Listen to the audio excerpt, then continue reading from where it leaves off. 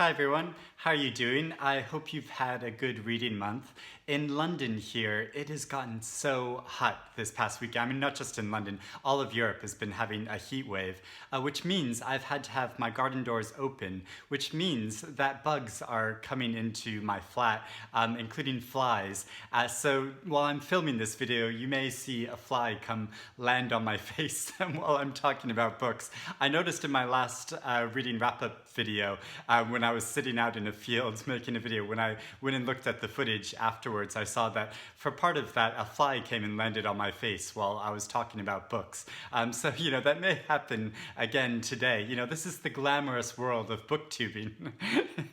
Anyway, so I read quite a few books this month, some really great stuff. And of course, I took a great trip to Riga in Latvia, where I got to experience the literature and go to some readings of authors and hear about the whole history of Latvian literature, which was so fascinating. And I read this book of short stories called The Book of Riga, which was published last year and includes a number of different authors, but all the stories center around the city of Riga. And I particularly like this because it shows the real diversity of the city, how there are Latvians who have lived there for generations, but there are also Russians living in Latvia and Swedish people and people from all different countries, because Latvia was a country that experienced a lot of change and was ruled by other countries for the past centuries. But one of the short stories I particularly liked is this one called The Shakes by Sven Kuzmins. And this is a short story that takes place in an office, and it's about a woman who works as an assistant for this Swedish man who runs a business in Riga, and it has a slight absurd edge to it.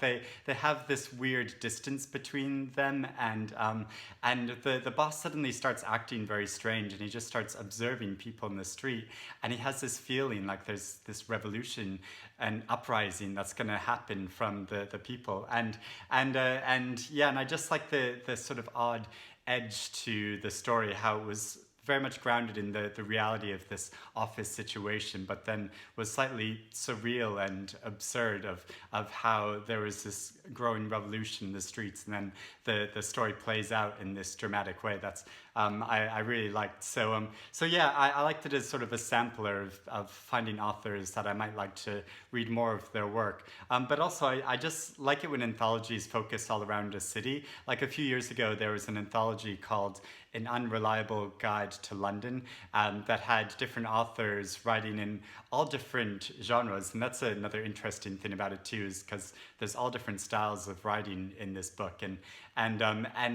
just the way that a city, you can see the multifaceted aspects of a city and how we relate to it. Because authors like to say sometimes like oh, the city or the country was a character itself in the novel, but that's not strictly correct, because any one city doesn't have really its own inherent personality. It's only has a sort of living presence from the refracted different perspectives of people who inhabit it, and I really got this sense in this book, this anthology, where I could see all these different aspects of Riga from all these different points of view and all these different styles, and it's just such a creative way of exploring a city, rather than just reading a travel guide to a city. But anyway, I had so many wonderful experiences in Riga, so I'll put a link below to my Riga vlog of going there in case you haven't watched it yet.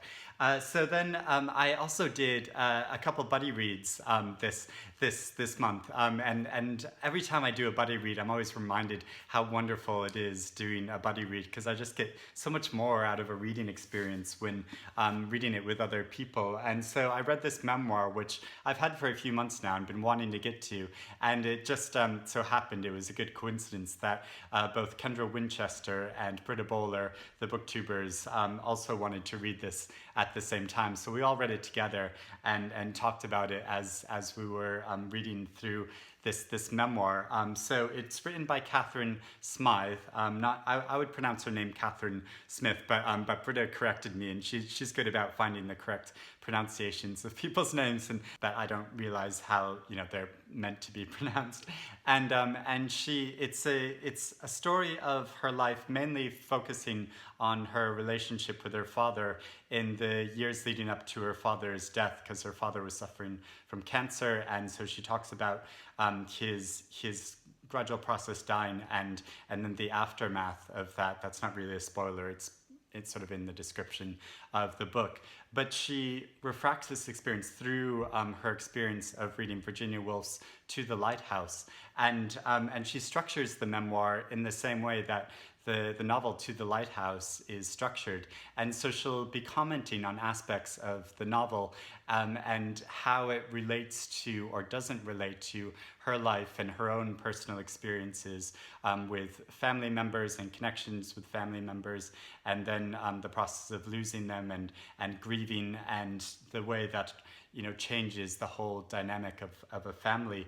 And I found it a very moving experience, both in her own experiences of mourning and talking about this lost connection with her father, but also her experiences and connections with Virginia Woolf herself and with the novel To the Lighthouse, and because she talks about Virginia Woolf's life as well, and how that fed into her writing To the Lighthouse, because there's so many aspects of To the Lighthouse which are very based on autobiographical elements of Virginia Woolf's own childhood and go into this family getaway with her family, and she just beautifully weaves it all together, because it's a structure that's put on which it's slightly artificial, because it doesn't always sync up very perfectly, but it doesn't really matter, because, or at least that didn't really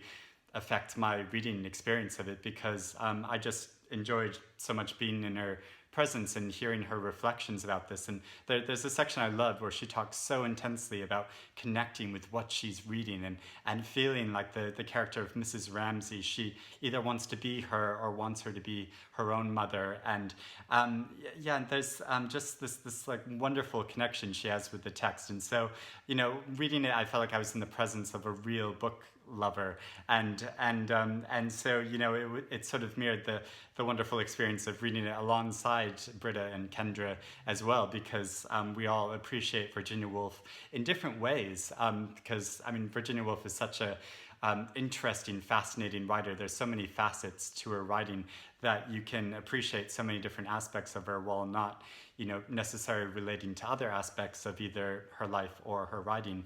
And so it's so interesting bouncing ideas off from each other about how we differently related to Virginia Woolf. So this was just a wonderful reading experience.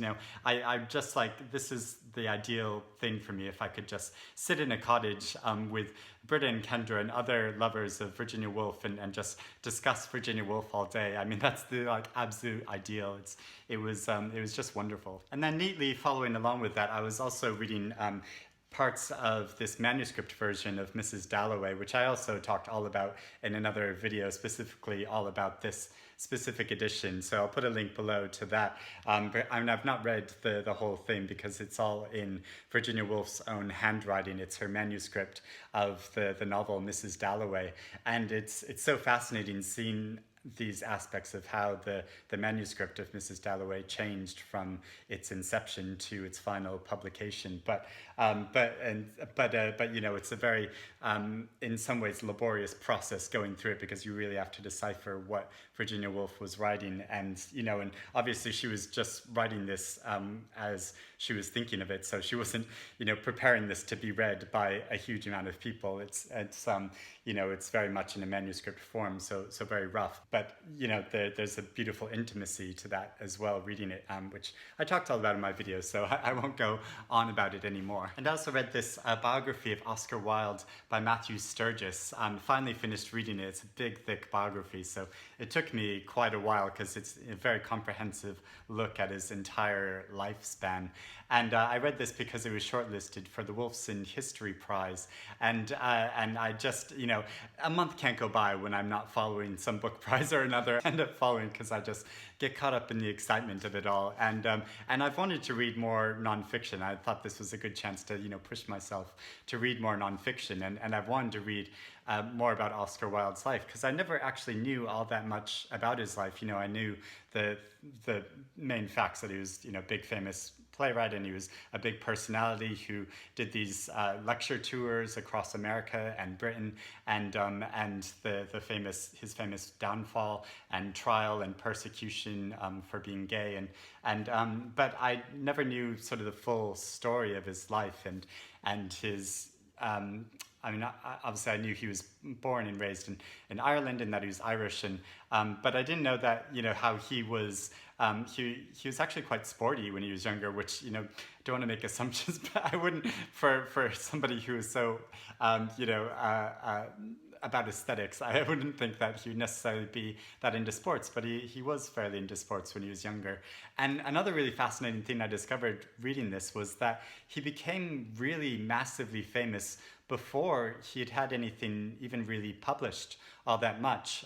He had a book of poetry published, but then through his university years and after that, he became known as one of the main followers of this aesthetic movement, which is a whole movement, that of sort of art for art's sake, that we shouldn't look to art for an understanding of politics or insight into politics, but that we should enjoy it for its sake. And he was obviously very mannered, and had this whole presentation of how he dressed and acted in these witticisms, his famous witticisms that he had. And he became so famous for this that he went on a lecture tour across America before he had anything published. And I just assumed that he was a famous playwright before he embarked on these tours. And just because of the time period, I assumed that people weren't really famous unless they'd actually sort of accomplished something substantial, either in politics or created a great work of art or something. But he was so famous in social circles that he was able to do this and make a living for a short amount of time. Even while he was embarking on these tours and had become such a famous public figure, he was struggling to get his plays produced. He'd written a number and was trying to get them produced, but it wasn't happening for a number of different reasons. And I just found that so interesting that he was a celebrity before he had written anything very substantial or well known. And so yeah, it was so fascinating following his life. But I sort of struggle with every biography I have, or at least biography that's in the sort of traditional sense of starting at the beginning of a person's life and then following them to the end. There's a huge amount of detail. Not all of it is the most interesting, and also just because Oscar Wilde was so famous for running in all these different social circles, inevitably it touches upon the lives and talks about his relationships with a lot of people that, frankly, I don't know who they are anymore. And I'm sure in their day they were quite famous and well known, and just the general public would have known who he was talking about. But me as a reader, in the 21st century, I don't know who these people are anymore. And there's a lot of people that didn't really stand the test of time, but it was fascinating hearing his interactions with other writers of the time, and with Emile Zola and a number of, and his meeting with Proust and a whole number of, and his slightly antagonistic relationship with Henry James and all of that. And so yeah, I found this really fascinating and interesting to read for filling out all those gaps in my knowledge about Oscar Wilde. And I was kindly invited to go to the prize ceremony for the Wolfson History Prize, and was sort of rooting for Oscar to win, just because it was the only book I'd read from the shortlist. And the prize ceremony was held in Claridge's, a very posh hotel in London, so it was a very swanky affair. It was fun to go to. And the actual winner of the prize was Mary Fulbrook for her nonfiction book called Reckonings, about World War II, and especially focused on the history after 1945 and the trials of the Nazis and the way that the victims were memorialized.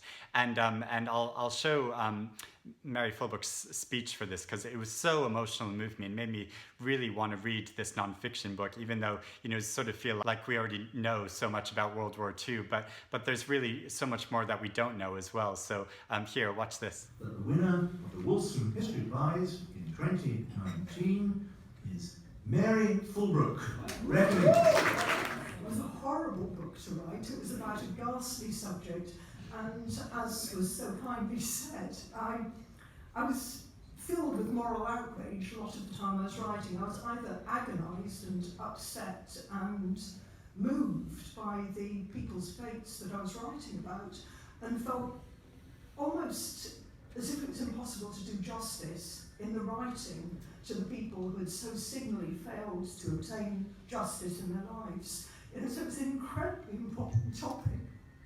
Still moving, sorry.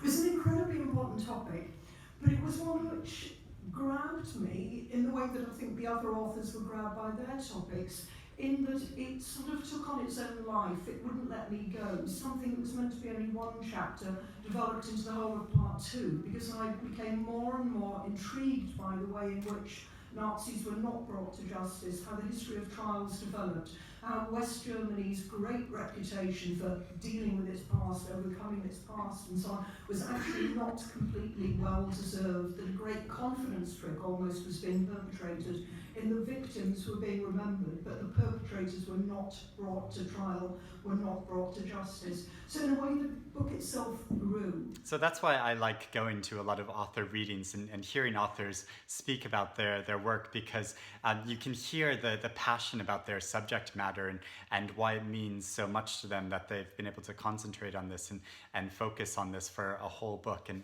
so, I found that very moving, the way that she talked about it. So another novel I read this month, a prize nominated novel, was The Faculty of Dreams by Sara Stridsberg. And I'd been meaning to read this for a while, ever since it was longlisted for the Man Booker International Prize. It was one of the books I was most excited about reading. And I read this as part of a mini book club along with my friends, the writers Antonia Honeywell and Claire Fuller.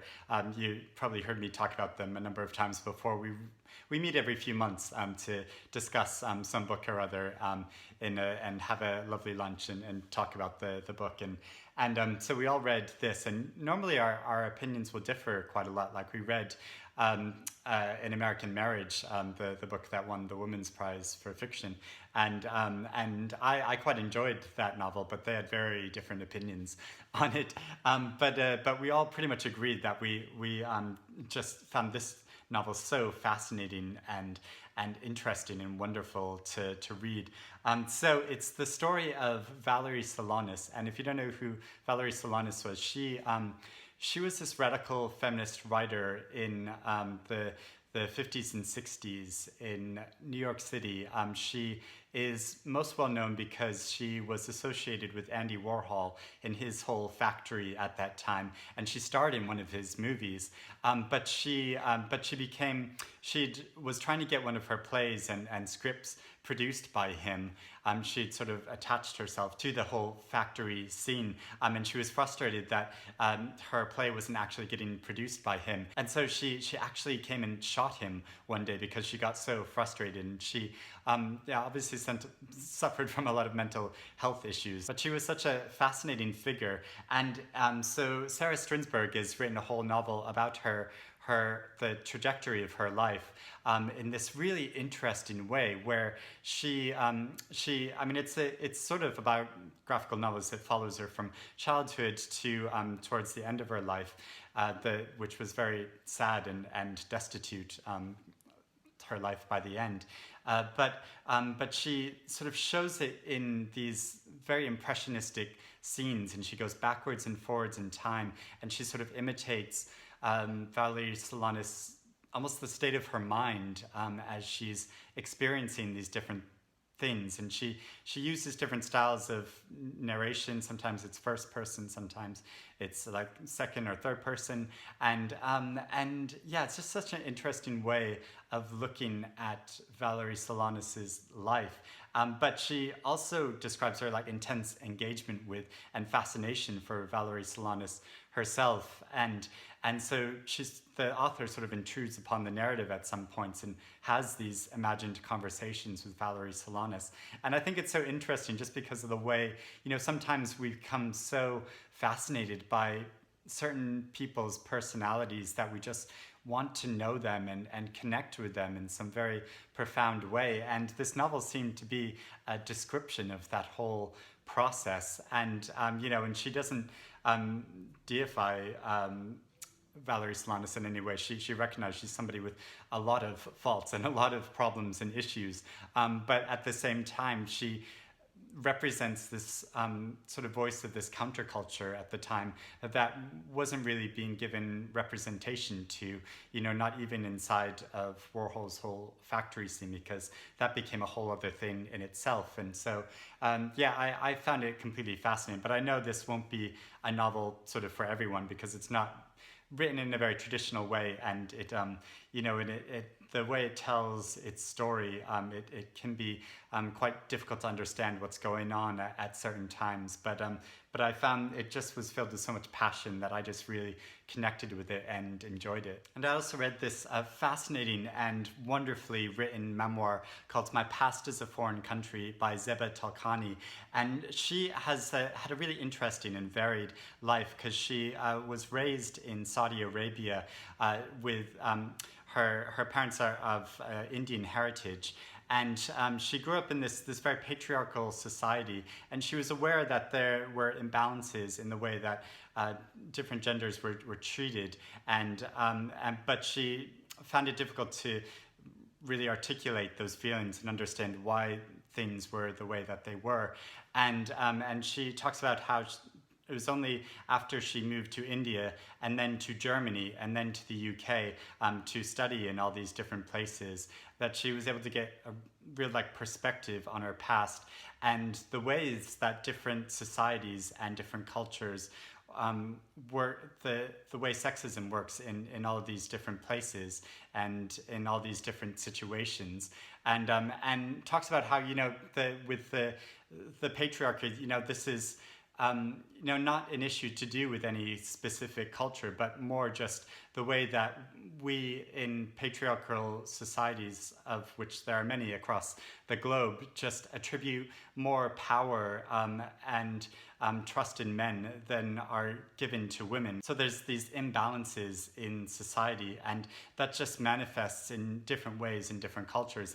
And so I like how she links all that together, and she has such a fascinating perspective because she is a member of a minority community in all these different places she lived in, because in Saudi Arabia she was someone of Indian heritage, and then in India she was Muslim and so was a minority in that way, and then both living in Germany and the UK was a minority for both of those reasons because of her identity, and so I think this gave her a really unique perspective on the culture and the society around her, and the way she talks about her development and the way that she sort of overcame a lot of difficulties she encountered.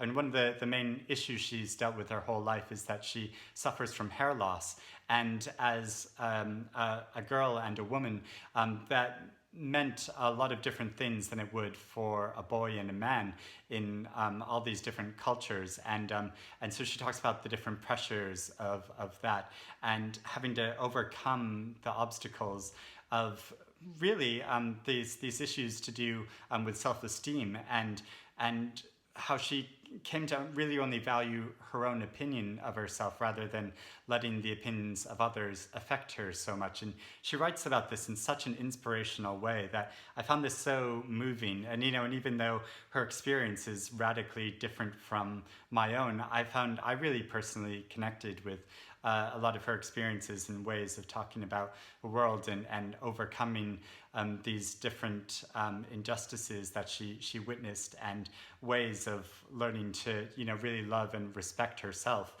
So yeah, I found this an incredible memoir. I just highly recommend it. I also read the novel An Orchestra of Minorities by Chigozie Obiama, and I listened to this on audiobook, and it was a really great audiobook, and really interesting narrative. So it's about the life of a chicken farmer in Nigeria, and he grows up in quite like rural and fairly poor circumstances, and he falls for a woman who is of more of a higher class than him and is more educated than he is, and he feels like the only way that he can gain her family's approval, not her approval, but her family's approval, is by becoming as educated as she is and getting a better job. And so he enrolls in this scheme to go to a university in Cyprus, but it all goes wrong for him. And so it follows his journey and his story. But it's told in such an interesting way because it's told from the perspective of his chi, which is a sort of spirit guide which travels alongside him throughout his life. And the only other novel I've read which is like about a certain character but narrated from a sort of spirit presence that resides alongside them, I think is the novel Freshwater by Kweki Emeze, and it's such an interesting style of narration because you're feeling like you're so with this central character, but at the same time you're slightly to the side because you're getting it narrated from the perspective of this spiritual presence that's a part of them. So it's not them exactly, but it's sort of a part of them. So it's an interesting way of looking at personality, and because this chi that follows alongside him is also trying to, he sort of resides partly in the spirit world, and he's standing trial for the way that he conducted himself throughout following this central character's life, and so yeah, it's interesting, and it gives this different perspective on the motivations for people in their lives, because he sort of can see things from a more objective perspective than the central character can, who's actually experiencing it, and he can understand his motivations in a different way. But it's something that I found slightly annoying about the narrative because the chi, he's so like cocky in a way that he sort of sounds like he knows it all, and he like repeatedly says throughout the narrative, like, I have seen this many times before, and I got this sense that he just was almost felt sort of over it, and it's not that his observations were wrong, how he was talking about human nature, but it just sort of sounded so overly confident that I found it slightly distancing. But I found it a very moving story, and I really got into it over the course of the book.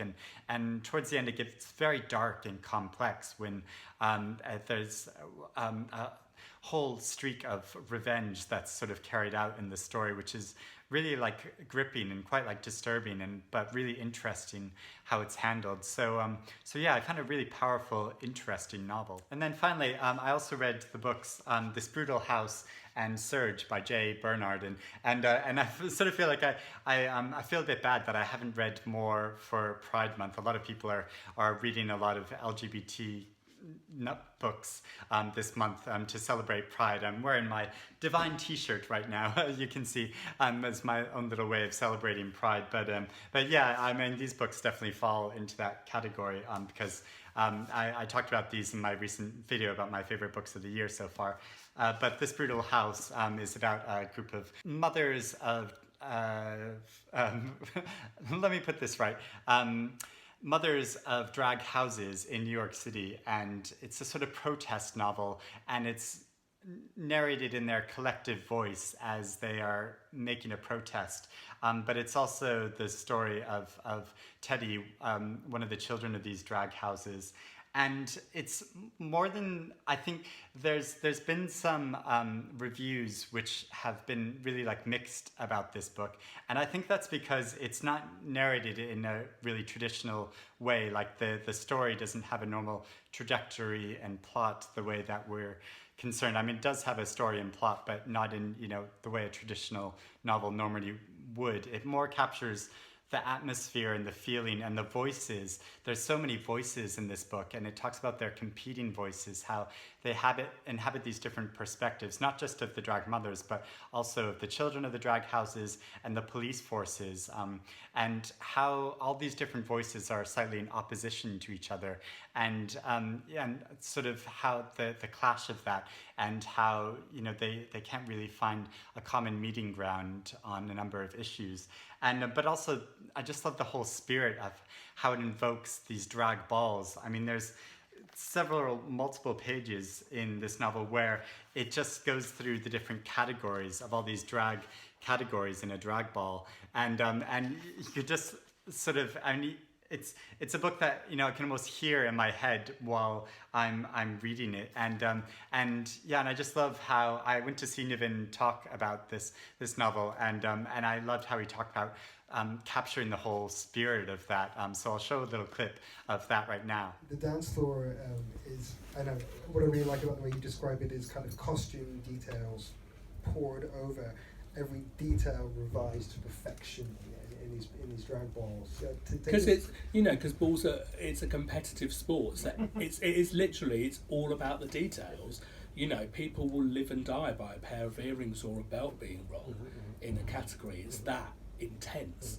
So yeah, I think if you want to be immersed in the whole feeling and atmosphere of the drag ball scene, then this is a wonderful novel to read. But it's also really poignant and meaningful how it discusses politics and communities and the different meaning of family and realness. What is real? And then I also read this poetry collection, Surge, by J. Bernard. And J. Bernard is a non-binary author who explored this whole archive into the New Cross fire in 1981 and all the protests following that fire, which was believed to be a racist attack. And I just found this collection so powerful in how it talks about that history, but also Jay's own experience of being a queer black writer in London and what that means, and reckoning with this whole sense of history and where they fit in with this whole history, and how their perspective affects this understanding of that past. I found this just an incredible book, and I just want to go back and reread so many of these poems. With so many poetry collections, I feel like a few poems will really stick with me, but really so many of these did and struck me and as something that should be reread and thought about more. Jen Campbell also talked about this collection in a wrap-up of hers recently, and talked about it really meaningfully. So yeah, I just thought it was absolutely wonderful. So that's been my reading month. I'll put links below to my full reviews of all these books, like I always do, if you want to know more of my thoughts about them. But if you've read any of them, let me know your thoughts on them. I'd really be interested to know. But also just let me know what else you've been reading this month, how you're staying cool in the heat, and hopefully we'll all stay clean and bug-free. It seems I've been able to avoid the flies. I think they're like up in a corner somewhere. Or actually, we have a few spiders' webs up there, which are very handy because they catch them. It's like a sort of a nature documentary in our flat during the summer. So hope you're doing well, and I'll speak to you all again soon. Bye, everyone.